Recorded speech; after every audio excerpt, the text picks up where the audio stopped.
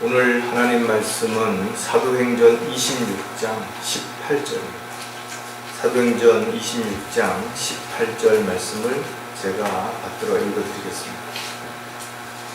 그들의 눈을 뜨게 하여 흑암에서 광명으로 사탄의 권세에서 하나님께로 돌아서게 하며 그들로 죄사함을 받게 하고 내 안에 있는 믿음으로 거룩하게 된 사람들 가운데서 유업을 받게 하려는 것이라고 하였느니라. 자, 잠깐 말씀을 해서 기도드리겠습니다. 참으로 영적인 눈이 감겨져서 자신이 어디로 가는지도 모른 채 앞만 보고 무작정 달려가던 저희들에게 영적인 눈을 뜨게 하셔서 하늘에 있는 것을 보게 하시고 앞으로 일어날 일들을 보게 하시고 또 하나님의 뜻과 계획들을 보게 하셔서 저희들이 죄악된 세상을 살아가는 동안 세상의 마음을 빼앗기고 또 세상에 있는 헛된 것들에 욕심을 내지 않고 오직 다시 오실 주님을 기다리면서 각자 주어진 일들을 감당할 수 있는 특권을 주신 주님께 감사를 드립니다. 저희들이 많이 부족합니다. 또 저희들은 어리석기도 하고 게으르기도 하고 또 용기도 자존심도 참으로 부족할 때가 많습니다. 그러나 주님 뜻 안에서 저희들이 믿음으로 구원을 받았고 하나님의 자녀가 되었을 뿐만 아니라 산 소망을 주셨고 또 저희들이 영원히 주님과 함께 할 수 있는 그런 산 소망 가운데 살아갈 수 있는 특권을 주셨습니다. 오늘도 저희들은 말씀을 통해서 저희들 스스로를 돌아보게 해주시고 또 저희들이 어떤 마음, 어떤 자세로 남은 생애를 주님이 기뻐하시는 도구로 일꾼으로 살아야 할지를 마음에 결단하고 또 다짐하고 또 실행할 수 있는 용기와 위로를 허락해 주시옵소서. 다시 오신 우리 주 예수 그리스도의 이름으로 기도드렸습니다. 오늘 사도행전 26장에 나와 있는 그들의 눈을 뜨게 하셨다. 그들은 그럼 소경이었는가? 그렇지 않죠. 그들은 세상적인 것들은 누구보다도 잘 볼 수 있는 그런 사람들이었지만 주님이 보시기에 그들은 영적인 눈이 감겨져 있었기 때문에 영적인 일들을 전혀 알지 못하는 육신적이고 세상적인 삶을 살아가는 사람들에게 눈을 뜨게 하셔서 그들에게 새로운 무엇인가를 알게 하시고 보게 하신 것을 우리가 알 수가 있습니다. 본문에 보니까 어둠에서 광명으로 그랬어요. 즉 죄악 가운데서 살아가는 많은 사람들은 빛이신 예수 그리스도를 통해서 드디어 빛으로 나오게 되는 거죠. 또 마귀의 자식에서 하나님의 자녀로 이렇게 우리가 삶이 완전히 바뀌어지는 것입니다. 무엇보다도 우리가 영원히 지옥에서 고통받아야 할 그 죄로부터 용서함을 받고 예수 그리스도의 보혈을 통해서 죄사함을 통해 우리가 거룩한 삶을 살아갈 수 있는 계기를 만들어 주신 것이죠.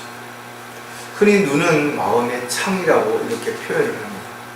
그래서 우리가 눈을 통해서 보고 또 생각하고 그리고 판단할 수 있도록 눈은 우리에게 정말 아주 소중한 지체 가운데 하나인 것이. 때로는 우리가 우리의 마음을 눈을 통해서 표현을 하기도 하는 것입니다. 하지만 우리가 이런 눈이 사고라든지 질병이라든지 또 다른 어떤 이유로 인해서 눈이 잘 안 보이거나 시력을 잃을 수도 있다는 것이죠. 그래서 우리는 우리가 건강한 눈을 가지고 있다는 것, 또 눈에 문제가 없이 질병이 없이 관리를 잘 했다라는 것은 참으로 큰 복이고 또 우리에게 소중한 그 어떤 것보다도 귀한 것을 가지고 있는 것이에요. 어떤 사람들은 눈은 정상인데 시신경에 문제가 생겨서 눈을 뜨고도 실질적으로 앞을 보지 못하는 그런 사람들이 있어요. 또 신경은 잘 문제가 없는데 안구 자체에 어떤 문제가 생겨서 보지 못하는 그런 사람들도 있습니다. 저 여러분이 이제 나이를 조금씩 먹고 가다 보니까 어느 순간인가 노안이 왔어요. 그래서 저도 지금 다초점 렌즈를 끼고 있는데 평소에 안경을 벗으면 작은 글씨 같은 건 잘 안 보이죠. 어쨌든 거부할 수 없는 자연의 섭리이긴 하지만 아주 불편할 때도 많고, 또 그로 인해서 눈이 안구 건조증이라든지 이런 것들이 뭔가 눈을 불편하게 만드는 그런 상황일 때 안타깝기도 합니다. 시편 기자는 주께서 자신의 눈을 열어주시기를 이렇게 간절히 구했던 내용을 119편 18절에서 볼 수 있는데, 내 눈을 열어주소서 그리하면 내가 주의 법이 경이로운 것들을 보리다 했어요. 저와 여러분도 성령께서 조명을 주시고 또 지각을 열어주시고 우리가 거듭남으로 인해서 영적인 눈이 뜨여졌기 때문에 우리가 하나님의 계획을 알 수도 있고 또 하나님의 뜻과 계획에 합당한 도구로 일꾼으로 쓰임을 받을 수도 있다는 것. 따라서 저희들 누구도 마찬가지겠지만 거듭나기 전에는 아무리 세상적으로 눈이 2.0이었다 하더라도 영적인 것들은 전혀 볼 수 없었다라는 사실을 우리는 알고 있는 것입니다. 따라서 거듭나지 않은 사람들이 성경에 대해서 이야기하는 것은 실질적으로 그냥 문자적인 내용들, 윤리 도덕적인 이런 것들을 분별하는 정도에 불과하다라는 것을 알 수가 있습니다. 따라서 반드시 우리가 영적인 일을 하고 하나님의 뜻과 계획 가운데서 쓰임 받으려면 영적인 눈이 떠져야 돼요. 더 나아가서는 영적인 눈이 다시 죄라든지 또는 영적인 문제로 인해서 흐려지지 않도록 관리를 잘하고 또 더 깊게, 더 멀리, 더 넓게 볼 수 있도록 우리는 늘 말씀을 통해서 우리의 영적인 눈을 깨끗하게 하고 또 잘 정리할 수 있어야 될 것입니다. 오늘 설교 제목은 눈을 떴다면 올바로 분별하라는 것입니다. 눈을 뜨고 있는데도 전혀 보지 못한다면 얼마나 안타깝겠어요. 뭔가 흐릿하게 보여서 잘 분별이 안 된다면 이 또한 답답할 것입니다.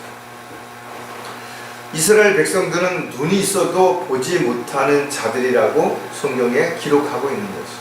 그들이 보지 못하는 것들이 무엇인가 우리가 성경을 읽어보면서 이들이 영적인 눈이 떠져 있지 않았기 때문에 이렇게 예수님이 오셨을 때도 예수님을 십자가에 못 박는 그런 행동을 했구나. 왕으로 오신 예수님을 구분하지 못했구나. 이런 것들을 우리가 이야기할 수 있죠. 이사야 선지자는 이 백성이 마음으로 살찌게 하고 그들의 귀로 둔해지게 하며 그들의 눈으로 감기게 하라. 그리하여 그들이 눈으로 보지 못하고 귀로 듣지도 못하며 마음으로 깨닫지 못하게 하며 회심하지도 못하고 치유받지도 못하게 하라 하셨더라 했어요. 실질적으로 죄로 인해서 그들은 이와 같이 영적인 눈이 감겨져서 볼 수 없는 그런 상황이 된 것이죠. 예수님께서 이 땅에 오셨을 때도 육신적으로 소경들이 예수님을 만나서 눈을 떴죠. 그러나 여전히 예수님께서도 제자들에게 소경이 소경을 인도하면 구덩이에 빠진다 라고 이야기하셨어요. 따라서 영적으로 반드시 거듭나서 영적인 눈이 떠져야 사람들이 무엇인가를 판단하고 또 평가하는 것이 아니라 영적인 분별력을 가지고 정확하게 성경적인 근거를 가지고 옳고 그른 것들을 또 해야 할 일과 하지 말아야 할 일들을 분별하고 행할 수 있게 된 것이죠. 요한계시록에 나와 있는 라오디아 교회 역시 거기에 나와 있는 많은 사람들을 향해서 말씀하신 내용을 우리가 읽어보면, 나는 부자이며 부유하고 아무것도 부족한 게 없다고 하지만 내가 비참하고 가련하며 가난하고 눈멀고 헐벗은 것을 알지 못하는도다 그랬어요. 그들이 눈이 멀어서 영적인 것들을 알 수도 없고 할 수도 없는 그런 종교 행위만 하는 대형 교회와 같은 라오디아 교회의 이런 현실을 정확하게 제시하고 있다는 거예요. 안타깝게도 많은 사람들이 교회에 다니고 있지만 왜 영적인 일들을 관심을 갖지 않는 것인가? 왜 영적인 일들을 하려고 하지 않는 것인가? 그 이유는 간단한 것입니다. 영적인 것들을 보지 못하기 때문에 그런 것입니다. 듣지 못하기 때문에 그렇습니다. 어떻게 해야 되는지 모르기 때문에 그런 것입니다.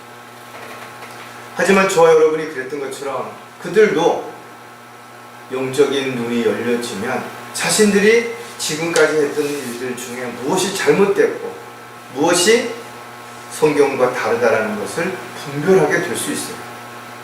그래서 저와 여러분이 끊임없이 복음을 전파하고 진리를 증거해야 하는 가장 중요한 이유 중에 하나는, 안타깝게도 주변에 수많은 사람들이 눈을 뜨고도 전혀 하나님의 은혜와 사랑을 알지 못하고 하나님께서 자신을 위해서 십자가에 죽으시고 그 보혈의 능력으로 죄를 용서해 주신 사실도 모른 채 살아가고 있기 때문에 그렇다라는 거죠.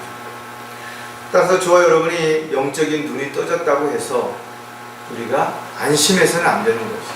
왜냐하면 잘못 관리하거나 또는 눈에 뭔가 이물질이 들어가거나 또는 눈에 신경에 문제가 생겨서 우리가 영적인 안목이 흐려진다면 우리가 해야 할 일이 무엇인지 또 어떻게 살아야 될지에 대한 부분들이 혼란스럽게 되고, 또 그렇게 되다 보니까 많은 사람들에게도 또 악영향을 끼칠 수 있기 때문에 저 여러분이 오늘 다시 한번 우리의 영적인 눈이 떠져 있다면 이제부터 올바로 분별하기 위해서 우리가 어떻게 살아가야 되는지에 대한 이유를 몇 가지 생각을 해볼 것입니다.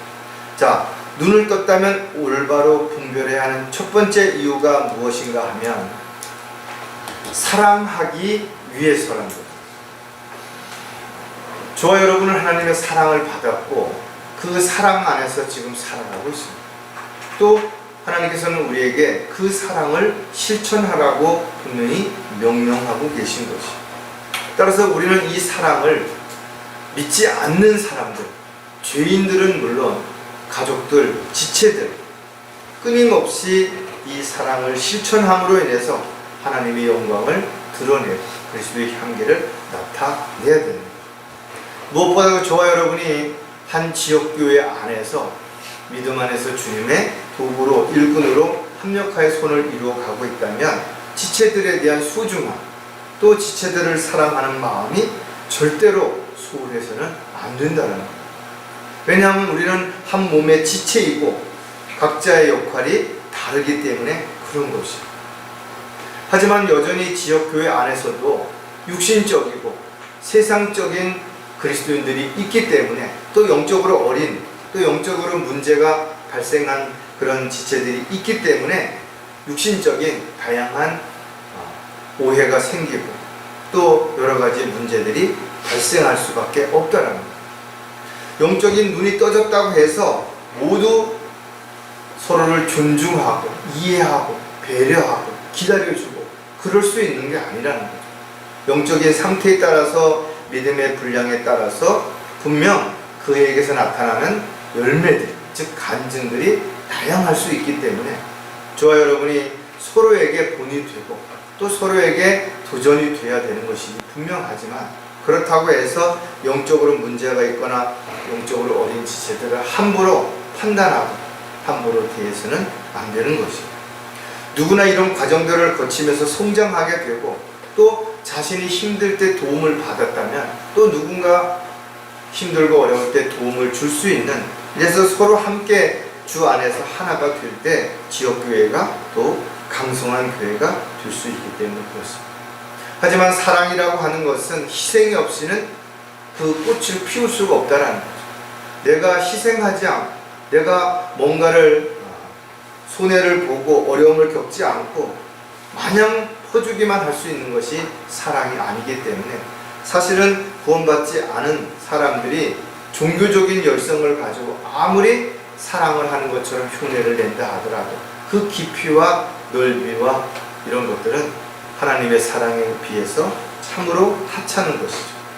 따라서 저와 여러분이 이와 같은 사랑을 잘 지속적으로 실천하기 위해서는 반드시 영적인 문을 떠야 된다는 것, 그리고 올바로 분별해야 된다는 사실을 오늘 다시 한번 생각하는 계기가 됐으면 좋겠습니다. 자, 그렇다면 사랑하게 되면 어떤 결과들이 나타날지를 또 몇 가지 생각해 보면 절대로 외면하지 않는다는 어떤 사람이 정말 어려움에 처해 있고 또 현실적으로 아주 곤란한 상황에 처해 있고 뭔가 부족한 상태에 처해 있는 것을 알았다면 사랑이 있다면 어떻게 외면할 수 있겠어요? 설사 그 사람을 처음 보는 사람이라 하더라도 아니 때로는 그 사람이 나에게 조금 안 좋게 나를 공격하고 그랬던 사람이라 하더라도 사람이 아주 어려움에 처해 있다면 어떻게 외면할 수 있냐라는 거죠. 주님은 우리가 정말 표현할 수 없는 그런 죄악 가운데 있음에도 불구하고 자신을 아낌없이 내어주셨는데 우리가 나의 자존심 때문에 내가 좀 손해보는 것 때문에 외면할 수 있겠는 것인가.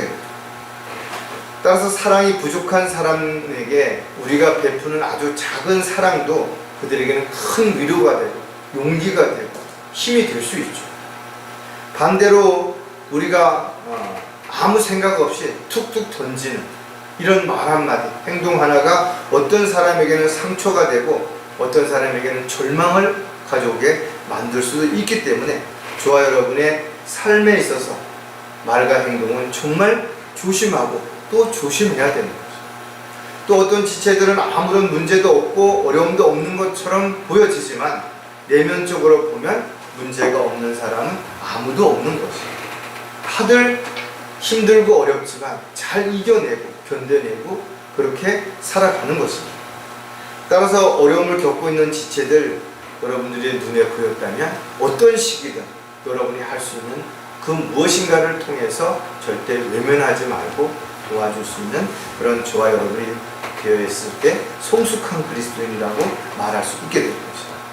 야고보서 2장 16절에 너희 중에 그들에게 말하기를 평안히 가라 몸을 따뜻하게 하고 배부르게 먹으라고 하면서 그 몸에 필요한 것들을 주지 않는다면 무슨 유익이 있겠느냐. 많은 사람들이 지금 뭔가 누가 잘못했다, 정치가 잘못됐다, 그 다음에 정책이 잘못됐다, 교육이 잘못됐다, 뭐가 부동산 뭐가 잘못됐다 이야기를 하죠. 근데 대안을 내는 사람이 없는 거예요. 그러니까 말뿐인 것이. 역사적으로 봐도 수없이 많은 사람들이 해마다 그렇게 얘기를 했고 대통령 선거 때마다 국회의원 선거 때마다 지역단체장 선거 때마다 내가 뭘 어떻게 하겠다 이야기했다 이거죠. 그러나 그것이 실질적으로 이루어지는 경우가 얼마나 되는 것인가 이거죠. 지체들이 서로 어려움을 돕는 것은 잠언에 보니까 정말 하나님께 구워주는 것과 같은 것이에요.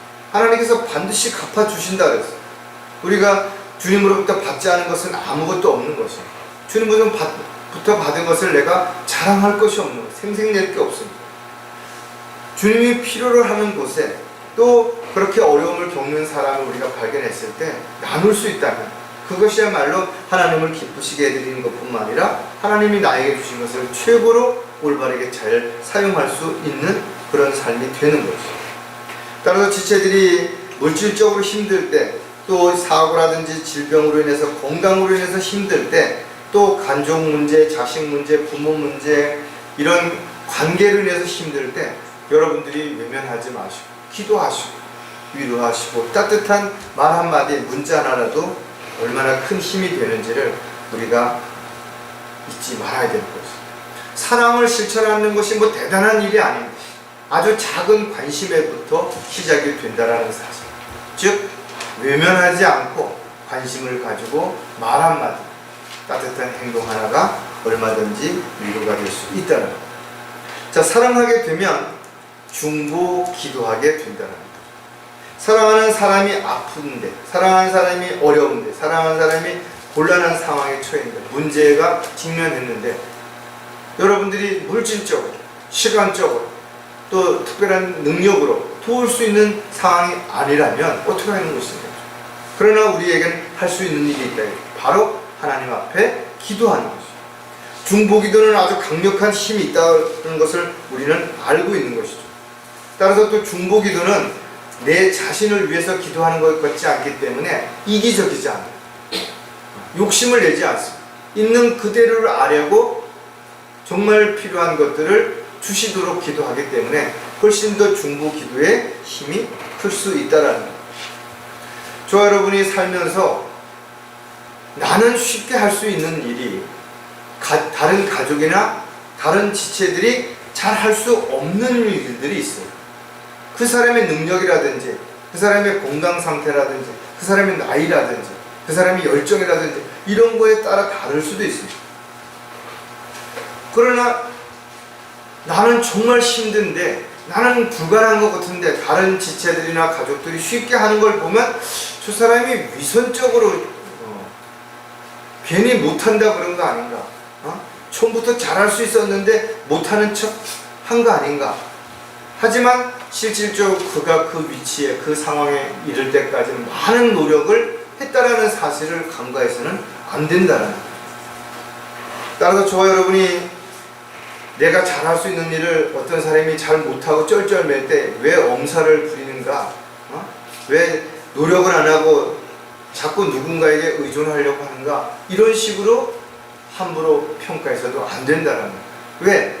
노력해도 잘 안 되는 일들이 분명 있는 것이에요. 이것이 우리가 각자의 그릇이 다른 것이에요. 역할이 다른 것이에요.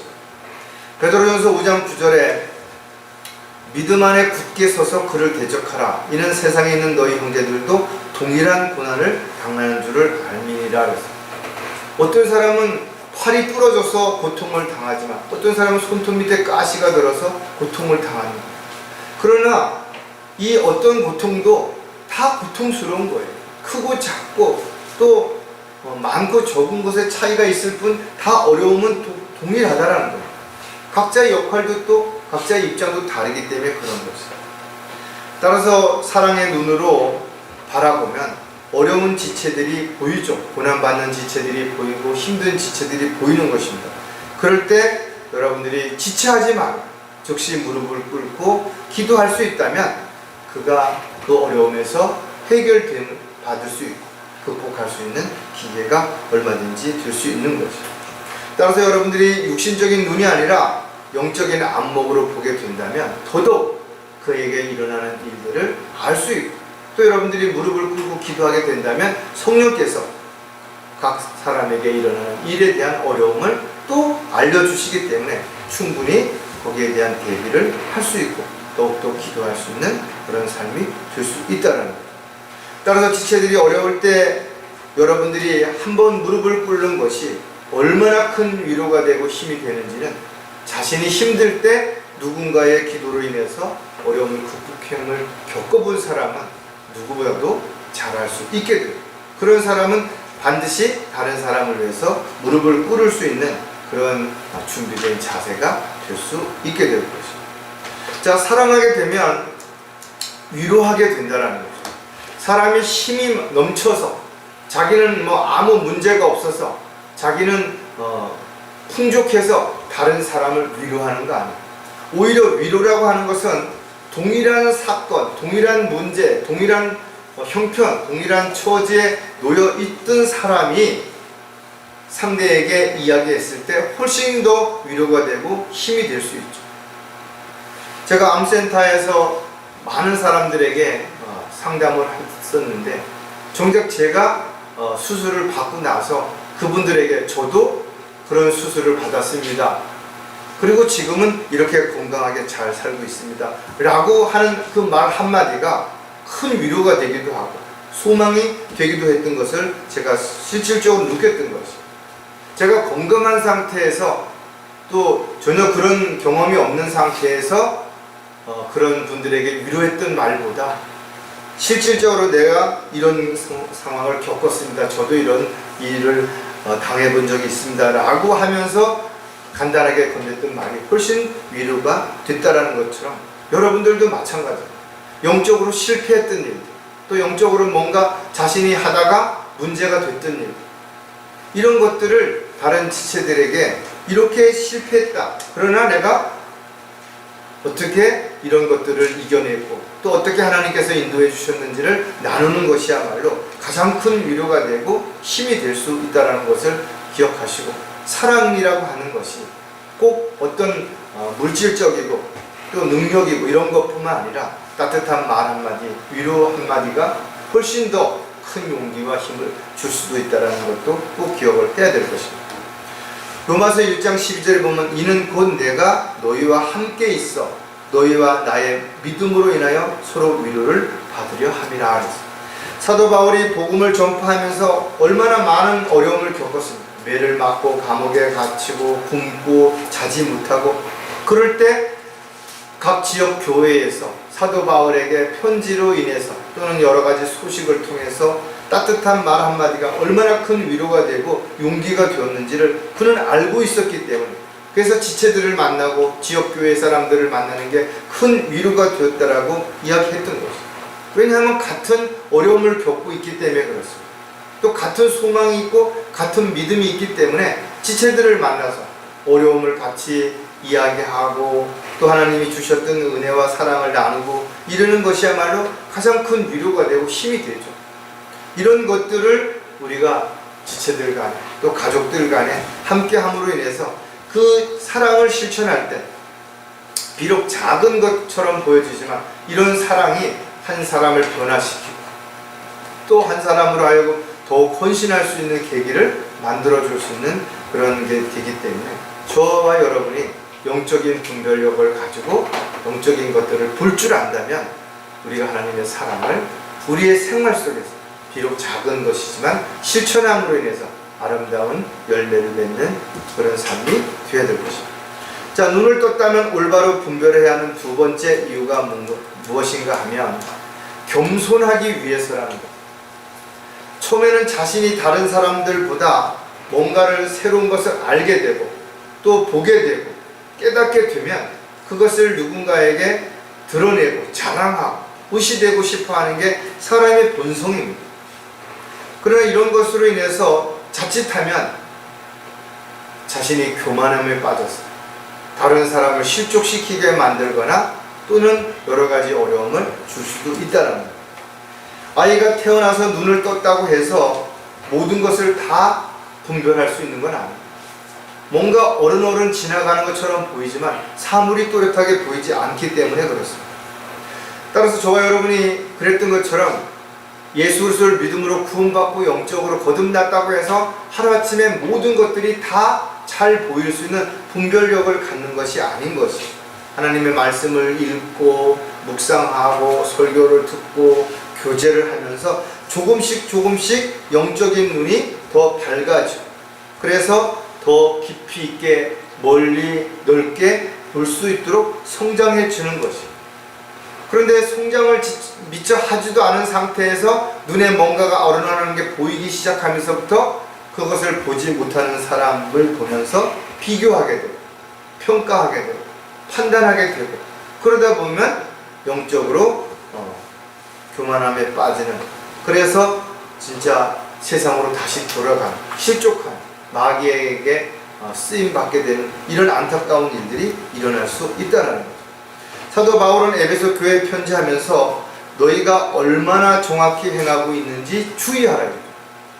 자신이 뭔가를 하고 있는 것이 과연 올바르게 하고 있는지를 주의해서 살펴보라는 거예요. 자기는 열정을 가지고 뭔가 많은 일을 하는 것 같고 대단한 일을 하는 것 같은데 실질적으로 그것이 과연 하나님이 원하시고 기뻐하는 일이며 하나님께서 자신에게 맡겨주신 일을 하면서 그렇게 하고 있는지를 살펴보라는 거예요. 아니면 사람들 앞에 나는 뭘 했고 뭘 할 것이고 이렇게 자랑하기 위해서 자기가 하는 것을 보여주기 위해서 가식적이고 형식적으로 하는지 살펴보라는 겁니다. 마태복음에도 보면 어찌하여 내 형제의 눈 속에 있는 티는 보면서 내 자신 속에 있는 들보는 보지 못하느냐. 많은 사람들이 영적으로 성장하는 과정에서 자기가 잘못하는 것은 모르는 거예요. 또 자기가 잘못하는 것은 대수롭지 않게 생각하면서 다른 사람의 아주 작은 부분까지를 가지고 판단하고 평가하고 그걸 가지고 이야기하고 그런다 이거죠. 영적인 눈이 뜨였다고 해서 하루아침에 모든 것을 다 분별할 수 있는 것도 아니고 분별했다고 해서 본인이 그것을 지켜 행할 수 있는 것들이 아니기 때문에 서 있는 줄로 생각하면 넘어질까 조심하라고 하신 말씀을 반드시 기억해야 된다 이거죠.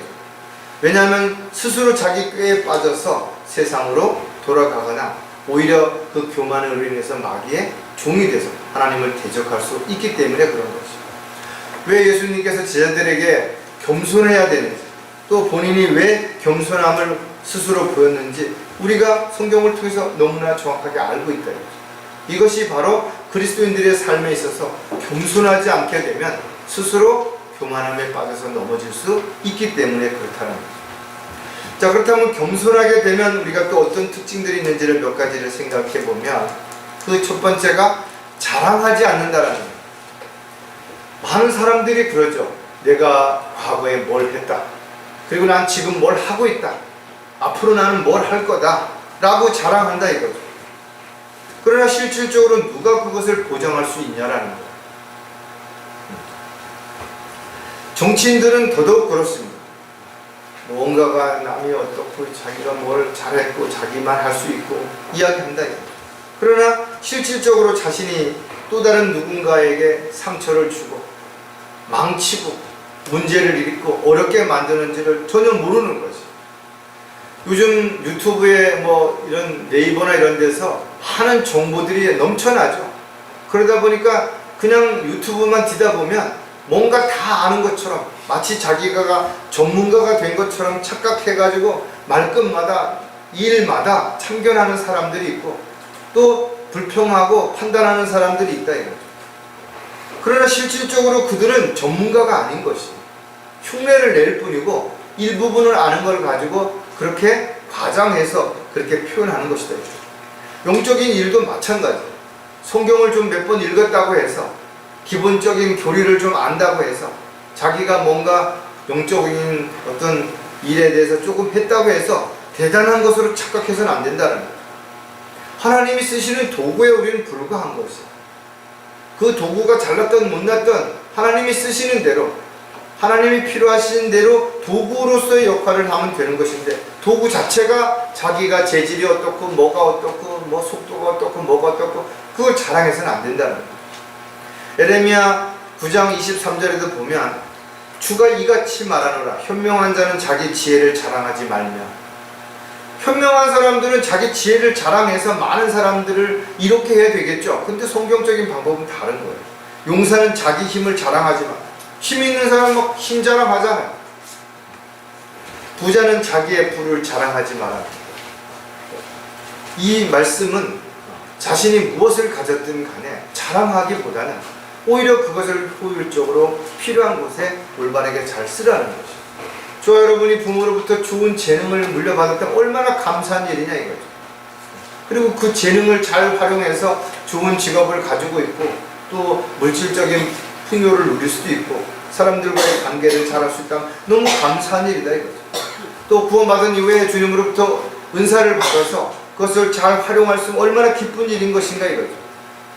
그래서 성경은 이와 같은 재능이나 은사를 주신 목적이 지체들을 세워주고 섬기기 위해서 주셨다라는 말씀을 절대 잊어서는 안 되는 거죠.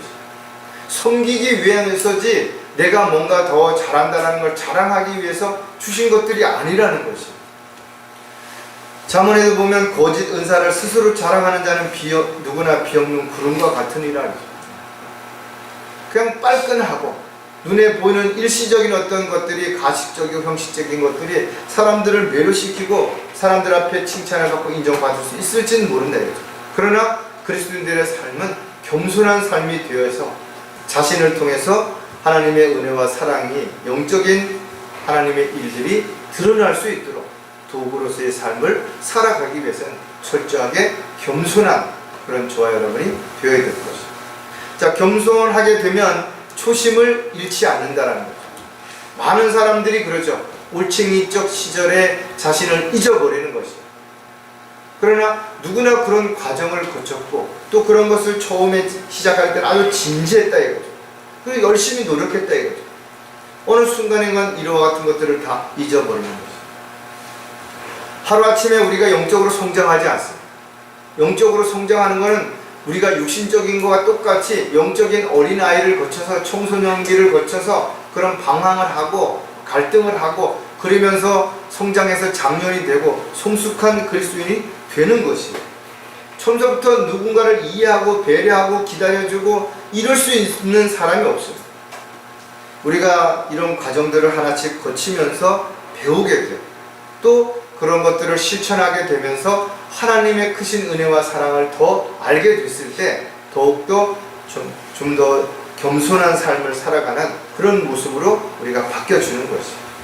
영적으로 어려웠을 때는 누가 자기만 알아주고 자기가 하는 일에 칭찬해주고 관심을 가져주고 이렇게 하기를 원하죠.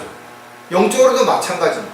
자기가 좀 뭔가 알면은 자기가 대단한 것을 아는 것처럼 막 사람들이 칭찬해주고 축해 세워주기를 원하는 거예요. 그러나 그런 시기를 지나고 나면 비로소 조금씩 성숙해진 모습들이 드러나는 것입니다. 고린도전서 13장 11절에 보면 내가 어린아이였을 때는 어린아이같이 말하고 어린아이같이 이해하며 어린아이같이 생각하였으나 어른이 되고 나서는 어린아이의 일들을 버렸노라. 어떻게 보면 유치하죠. 그런 과정들이 누구나 있었다라는 거죠. 하루아침에 그렇게 된 거 아니라는 거죠. 따라서 자기 마음대로 행동하고 판단하고 결정하면서도 마치 자신만 하나님의 일을 하는 것처럼 자신만 특별히 하나님에게 능력을 받았고 하나님이 자신을 쓰시는 것처럼 착각해서는 안 된다는 겁니다. 또 자신에게 일어나는 문제를 남의 탓으로 돌리고 또 간증이라고 하면서 결국은 자기 자랑을 하는 이런 결과를 내서는 안 되는 것이죠. 하지만 성숙해지기 시작하면 이런 것들이 조금씩 줄어들면서 자신이 아니라 주님의 영광을 드러내는 또 모든 것들을 남에게 공을 돌릴 줄 아는 이런 성숙한 그리스도인이 되어서 자신이 초심 때 아무것도 모를 때 그렇게 했던 그 순수한 열정 그런 마음 이렇게 돌아가서 항상 겸손한 마음으로 살아가고자 할 때 그로 인해서 올바른 분별력을 가지고 아름다운 결실이 맺어질 수 있다는 거죠. 특히 저와 여러분이 이 세상을 살아가는 동안 수없이 많은 세상의 유혹과 마귀의 미혹을 뿌리치기 위해서는 주님을 처음 만났을 때 그 십자가로 돌아가서 항상 주님이 흘리신 보혈을 기억하고 받으신 그 보초를 잊지 않을 때 우리가 겸손한 삶을 살아갈 수 있게 되는 거죠. 자, 겸손하게 되면 책임을 질 줄 안다라는 거죠. 많은 사람들이 일을 벌려놓고는 문제가 생기면 도망가 버리거나 외면해 버리거나 포기해 버립니다. 그래서 많은 사람들이 그로 인해서 피해를 입거나 어려움을 겪게 되는 것이죠. 저와 여러분이 영적인 눈이 떠지고 영적인 분별력이 생겨서 뭔가를 알았다 하더라도 이것저것 막 벌려놓고 감당이 안 되면 그것을 누군가가 그것을 감당하기 위해서 힘들고 어려움을 겪을 뿐만 아니라 영적으로 성장하지 못한 사람들은 그게 부담이 되고 거기에 걸려 넘어질 수도 있게 되는 거죠. 아무리 좋은 약이라도 그가 그 약을 흡수할 수 있을 만한 건강 상태가 아닌 입장에서 약을 먹으면 오히려 그게 독이 될 수도 있어요. 어린아이에게 너무나 많은 것들을 이야기하게 되면 그게 짐이 되고 부담이 될 수도 있다는 거죠. 따라서 각자의 역할에 맞게끔 각자의 능력에, 각자의 지식, 각자의 믿음의 분량에 맞게끔 조금씩 성장하면서 거기에 맞는 책임을 질 줄 알고 또 거기에 맞는 행동을 할 줄 아는 그런 그리스도인으로 성장해 가는 과정들이 반드시 필요하죠. 그래서 그런 과정들을 한 곱이 한 곱이 넘을 때마다 정말 자기보다 더 잘하고 열정을 가지고 헌신하는 사람들을 보면서 아, 나도 저렇게 살아야 되겠다 하고 본받아야 되겠다 하고 그런 겸손한 마음을 갖게 되고, 또 자기보다 못한 그런 사람들을 바라보면서 나도 저런 시절이 있었는데 누군가의 도움을 통해서 또 그런 과정에 하나님의 은혜 가운데 인도하신 가운데 내가 지금 이렇게 성장했구나, 그렇다면 내가 지금 하는 말이나 행동에 대해서는 내가 책임질 줄 아는 그리스도인이 되어야 되겠구나, 이런 것들을 다짐하는 계기가 되겠죠.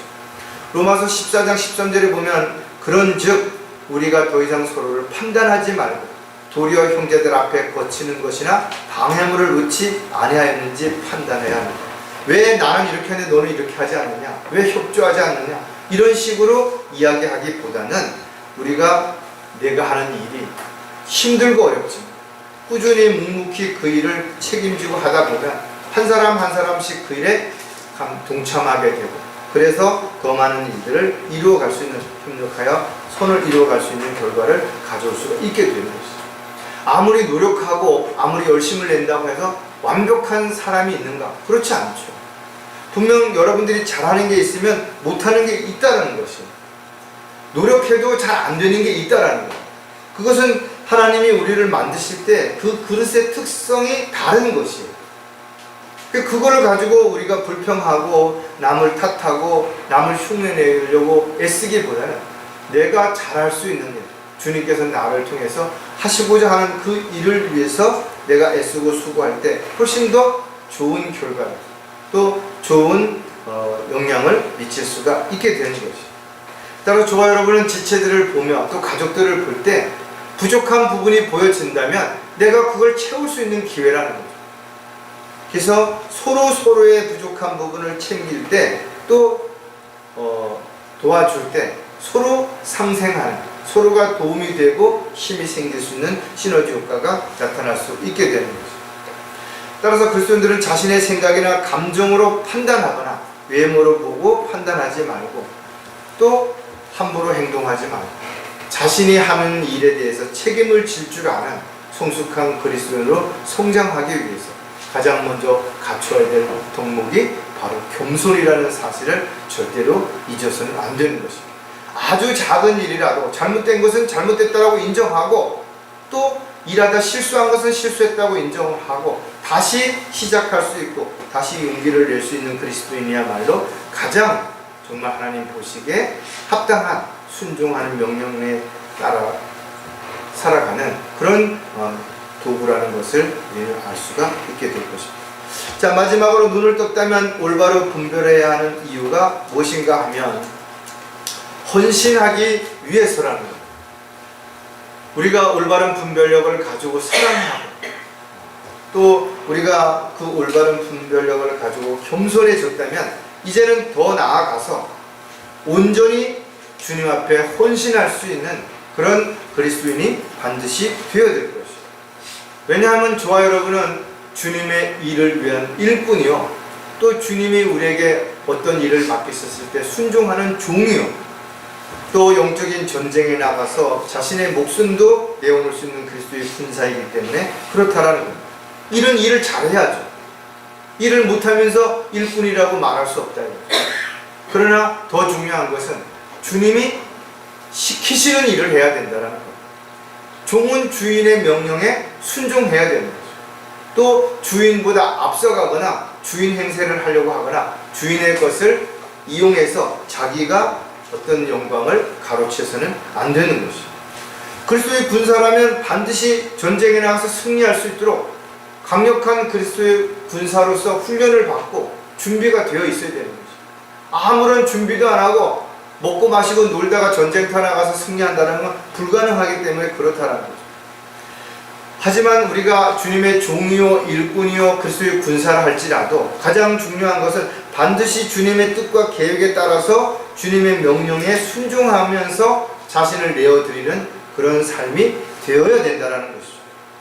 따라서 저와 여러분이 지금까지 자신의 삶을 돌아볼 때 어느 정도 성장했는지, 또 주님을 위해서 어느 정도 헌신하고 있는지를 좀 정확하게 살펴보고 나서 우리가 더욱더 주님의 도구로 쓰임받는데 합당한 그런 저와 여러분의 삶이 반드시 될 수 있어야 될 것이죠.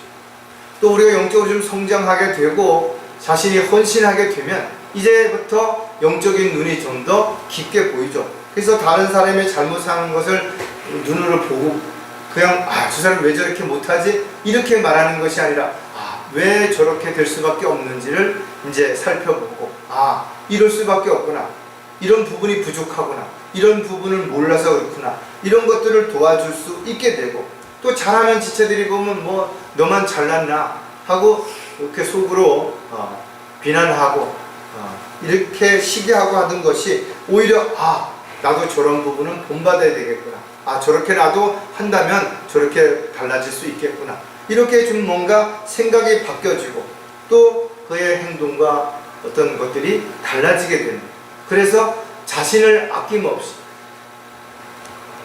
자신을 위해서 사는 것이 아니라 주님을 위해서 살아가는 이런 삶으로 바뀌어지는 거예요. 세상 중심, 사람 중심이 아니라 이제는 하나님 중심으로 살아가게 되고, 또 육신적이고 세상적인 일보다는 영적인 일들에 우선순위를 두는 그런 모습으로 바뀌어갈 때 진정하게 하나님 앞에 자신을 드리는 헌신된 삶이 되는 거죠. 단지 헌금을 좀 내고 찬양을 드리고 교회 열심히 나온다고 해서 그가 온전히 헌신하는 사람이라고 말할 수 없다는 거예요. 우리의 생활 속에서, 가정에서, 직장에서, 사회에서 자신의 삶이 언제 어디서든지 간에 주님 보시기에 부끄럽지 않은 그런 모습으로 보여줘야 되고, 또 많은 사람들에게 영향력을 미칠 수 있는, 특히 하나님의 선하신 영향력이 그들에게 미쳐짐으로 그들이 변화가 되고 그들의 생각과 그들의 사고방식이, 가치관이 달라질 수 있도록 그렇게 살아가는 모습이 우리에게 반드시 보여줘야 된다. 성공하는 사람은 다른 사람의 장점을 보고 배우려고 하지만, 실패하는 사람은 다른 사람의 단점을 보고 업신여기기 때문에 극과 극으로 나눠진다는 거죠.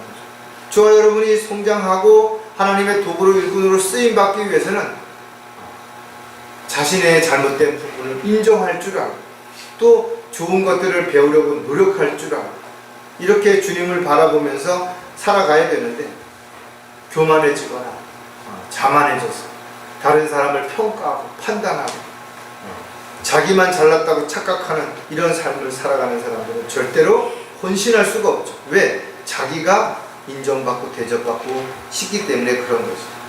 따라서 그리스도인들은 신실한 일꾼이 되기 위해서 날마다 뭔가를 배우려고 하는 그런 열정이 있어야 되고, 무엇보다도 자신이 가지고 있는 지식과 경험과 능력이 아무리 남들보다 뛰어나더라도 절대로 교만하지 않도록 자신을 겸손하게 낮추는 삶을 살아갈 때 주님의 영광을 드러낼 수 있게 될 것입니다. 자, 헌신하게 되면 또 우리가 몇 가지 특징들을 생각해 보면, 합력하여 손을 이룬다라는 거죠. 영적으로 어린 지체들이 언제나 자신의 입장에서 자신의 유익을 먼저 생각하죠. 그러니까 뭐 주세요, 뭐 해줘, 뭐 하고 싶어. 그런데 이제 좀 성장하게 되면 부모를 생각하게 되고, 형제를 생각하게 되고, 가족을 생각하게 돼서 자기가 하고 싶어도 또 갖고 싶어도 좀 참죠. 또 다른 사람이 뭔가를 가졌을 때 시샘하기보다는 얼마나 기쁠까, 얼마나 좋을까, 이렇게 응원하게 되고 따뜻하게 축하해 줄 수 있는 그런 모습으로 좀씩 변하면서 다른 사람을 배려하고 다른 사람을 기쁘게 해줄 수 있는 그런 성장된 모습이 주어진다. 또 자신이 가지고 있는 것들을 나눌 줄 알게 돼요. 욕심을 버리고 이제부터 더욱더 주님 앞에 자신을 내어 드릴 수 있는 그런 모습으로 변해될 때, 한 사람 한 사람 이런 지체들이 모여서 교회 안에서 합력하여 손을 이루어 감으로 인해서 주님이 쓰시기에 합당한 그런 교회가 될 수 있게 되는 거죠. 에베소서 4장 12절 13절에 보면, 어떤 일도 다툼이나 허영을 따라 하지 말고 오직 생각의 겸손함으로 남을 자신들보다 존중하고 각자 자기 일만 돌보지 말고 남의 일도 돌아보라. 나만 잘 먹고 잘 살면 되죠. 나만 문제만 없으면 되죠. 나만 평안하면 되죠. 그게 아니라 다른 지체들이 힘들거나 어려운가 또 문제가 있는지를 살펴보라는 거죠. 그리고 너무나 힘들어하는 지체들이 있다면 그 짐을 좀 나누어 짐으로 인해서 그 어려운 고비를 이겨내갈 수 있도록 하는 것. 이게 합력하여 손을 이루어가는 것이죠. 또 내가 그렇게 했을 때, 내가 어려움을 청했을 때 반드시 누군가의 도움을 받게 되고 그 도움이 나로 하여금 새롭게 시작할 수 있는 위로와 용기가 될 수 있다는 거죠. 따라서 성숙한 그리스도인이 아니면 남보다는 나를 먼저 생각하겠죠. 그 다음에 내가 편하면 다른 사람이 어떻게 되든 간에 별로 무관심하지는 이런 일들이 돼서는 안 된다는 거죠. 따라서 저와 여러분은 서로 사랑하고 배려하고 섬겨야 할 지체이고 주 안에서 한 몸이라는 생각을 절대로 잊어버리지 말고 항상 섬기고 배려하는 가운데 결코 시기하거나 질투하거나 미워하는 대상이 되지 않도록 자신을 온전히 내어드려서 합력할 수 있는 도구가 되어야 될 것입니다. 자, 헌신하게 되면 본이 될 수 있다는 거죠. 누군가 본을 받는 거 어렵죠. 그러나 내가 본이 되는 삶을 살아가는 것은 훨씬 더 어렵습니다. 하지만 중요한 것은 그리스도인들의 삶은 누군가가 보고 있는 거예요.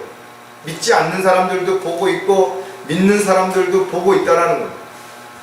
따라서 우리가 하는 말, 행동 하나가 어떤 누군가에게 영향력을 끼칠 수 있다는 것을 한시도 잊어서는 안 되는 거예요. 저 사람 그리스도인이라면서, 저 사람 하나님 믿는다면서, 저 사람이 교회 다닌다면서 어떻게 저럴 수 있는가? 이런 모습이 우리의 삶 가운데서 드러나게 돼서는 안 되는 것이죠. 또 반대로 저 사람이 저렇게 참을 수 있는 거, 저렇게 기다릴 수 있는 거, 저렇게 이해할 수 있는 거, 배려할 수 있는 게 저 사람이 하나님을 믿는 사람이니까, 그리스도인이니까 그렇게 할 수 있을 거야. 이렇게 우리의 삶에 있어서의 어떤 모습들이 누구에게 비춰진다면 언젠가 될지 모르지만 그들이 우리가 전하는 복음을 신뢰하게 되고 또 우리의 삶을 통해서 그들이 변화되고 그들에게도 또 예수님을 영접할 수 있는 기회가 주어진다면 그것이야말로 우리의 삶이 온전하게 본이 되는 삶이 될 수 있게 되는 거죠.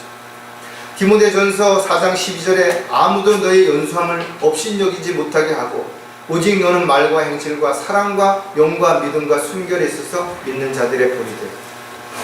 나이가 어리다고 해서 그가 본이 안 되는 거 아니에요. 우리 교회에 우리 지금 젊은 청년들도 있고 또 어르신들도 있고 하잖아요.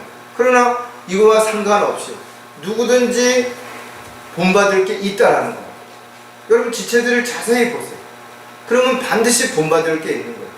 나보다 더 훨씬 어려운데도 잘 참고 견디고 이겨내는 지체들이 있는가 하면 나보다 더 많이 노력하고 애쓰면서 이 문제를 해결하려고 수고하고 기다리고 기도하는 지체들도 분명 있는 것이에요.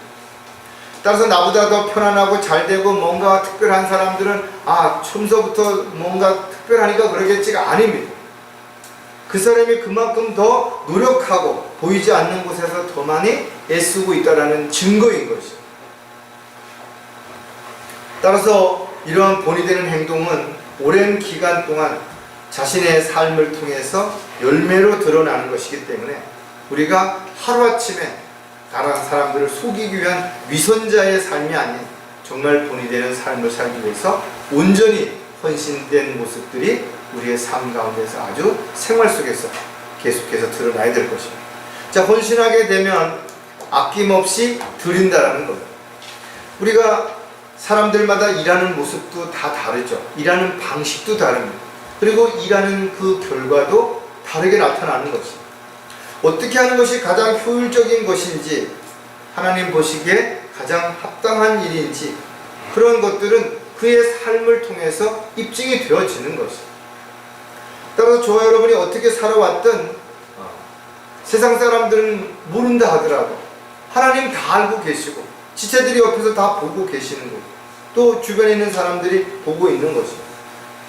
우리의 몸을 성전 삼아 계시는 성령님께서 우리를 인도하시면서 우리를 이끌어 가실 때 우리가 순종하고 따라간다면 분명 성령의 열매들이 거기서 드러나게 되어 있는 것입니다.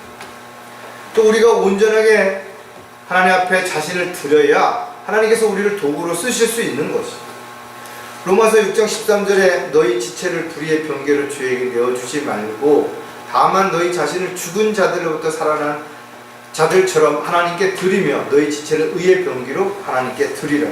하나님께 드려야 하나님이 쓰실 수 있죠. 우리의 몸도 드리고 마음도 드리고 물질도 드리고 시간도 드리고 건강도 모두 드려야 주님이 우리를 통해서 주님이 원하시는 일을 이루어갈 수 있게 된다는 사실을 반드시 기억해야 될 겁니다. 또 사도 바울의 고백처럼 너희 몸을 하나님 앞에 하나님께서 기뻐하시는 거룩한 산 제물로 드리고 우리가 경배를 드리고 찬양을 드리고 하나님 앞에 나와서 하는 모든 것들이 다 헌신이라는 겁니다. 어느 것 하나 소홀히 해서는 안 되는 거죠.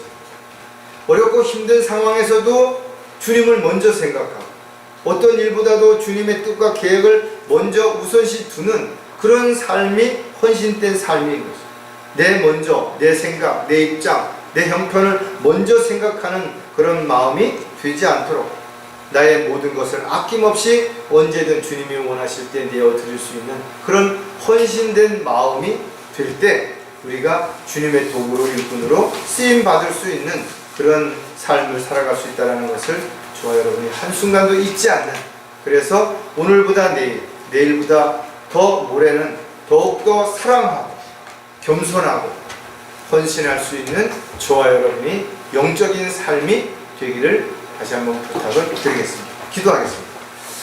하나님 아버지, 오늘도 저희들이 말씀을 통해서 저희들이 이제 영적인 분별력이 생겼다면 단지 그것으로 끝나는 것이 아니라 더욱더 사랑하고 더욱더 겸손하고 더욱더 헌신된 삶을 통해서 주님께 영광을 돌려드릴 뿐만 아니라 아름다운 간증을 통해서 많은 사람들을 변화시키고 많은 사람들에게 선한 영향력을 끼칠 수 있는 도구요, 일꾼이요, 또 그런 모습으로 살아가는 저희들의 생애가 되도록 도와주시옵소서.